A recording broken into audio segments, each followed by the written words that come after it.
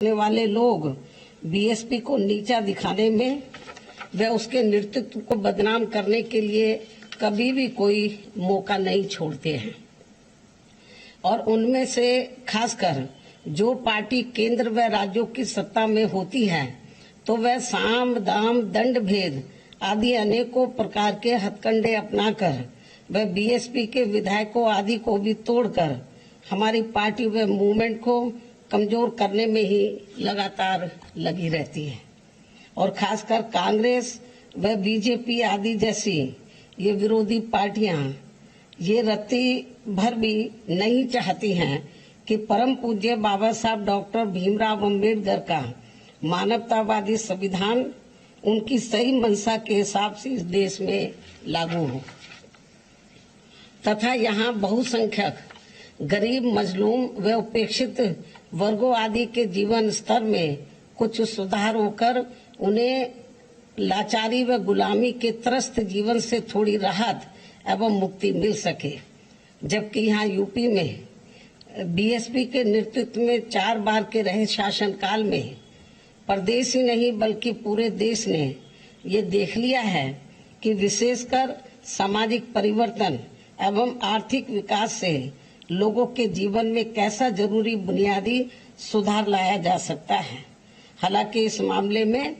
दूसरी सभी पार्टियों का रिकॉर्ड, जो विरोधी पार्टियों का रिकॉर्ड है, वो मुंह में राम बगल में छुरी वाली कहावत को ही अब तक दर्शाता रहने का ही रहा है। ऐसे में ये स्पष्ट है कि विशेषकर कमजोर वर्गों, जनहित व जन कल्याण के खास मामले में बीएसपी के आयरन विल पावर किसी भी विरोधी दल को कैसे पसंद आ सकता है। इसलिए उनका षड्यंत्र पहले की तरह ही अभी भी लगातार जारी है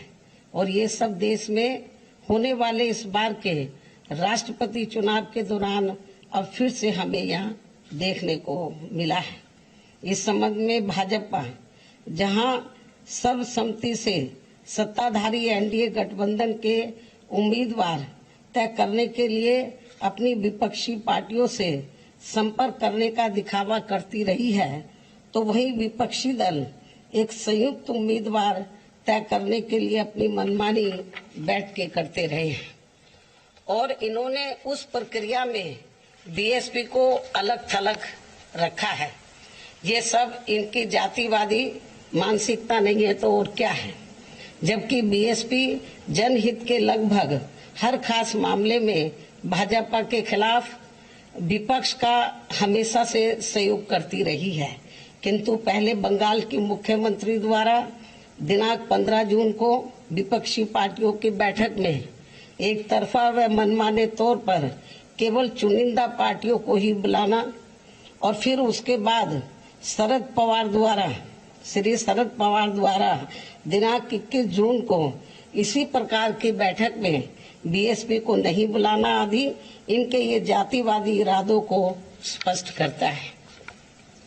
ऐसे में राष्ट्रपति व उपराष्ट्रपति चुनाव हेतु विपक्षी एकता का प्रयास गंभीर न होकर लोगों को इसका केवल एक दिखावा ही ज्यादा लगता है, जिसका अंजाम भी सभी को मालूम है। जबकि इन्हीं विपक्षी पार्टियों ने बीएसपी को भाजपा की बी टीम का झूठा प्रचार खूब फैलाकर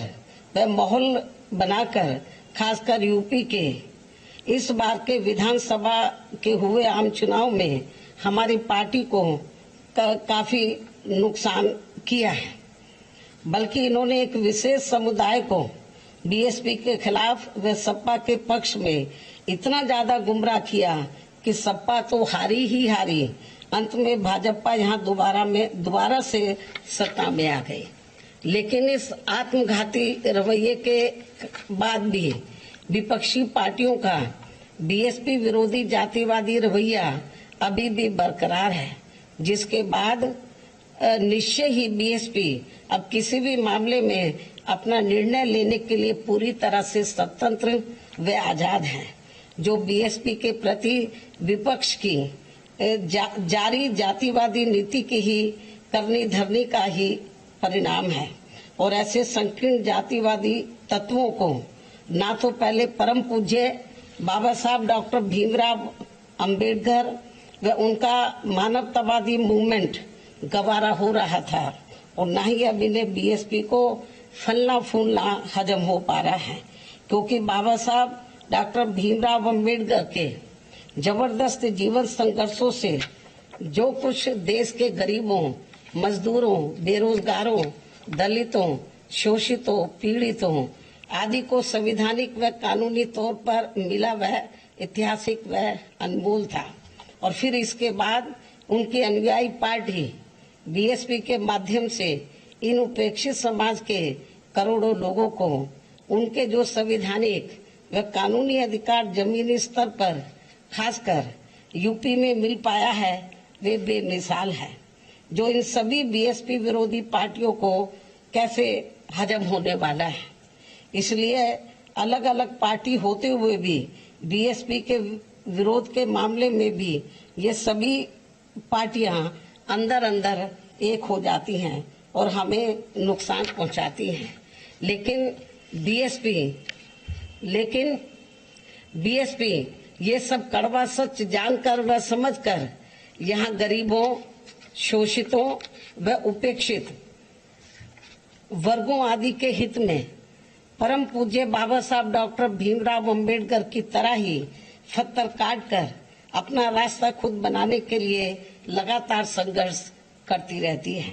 और इन वर्गों का हित एवं आत्मसम्मान व स्वाभिमान बीएसपी के लिए सर्वोपरि है, जिसके लिए हमारी पार्टी कभी भी किसी से कोई समझौता कतई नहीं करती है तथा अब वर्तमान समय में इसी कड़ी में राष्ट्रपति चुनाव में अपना फैसला खुद लेने के लिए स्वतंत्र है, आजाद है, जिसके तहत ही हमारी पार्टी ने आदिवासी समाज को अपनी मूवमेंट का खास हिस्सा मानते हुए द्रौपदी मुर्मू को राष्ट्रपति पद के लिए अपना समर्थन देने का फैसला लिया है। और हमने ये अति महत्वपूर्ण फैसला बीजेपी व इनके एनडीए के पक्ष में नहीं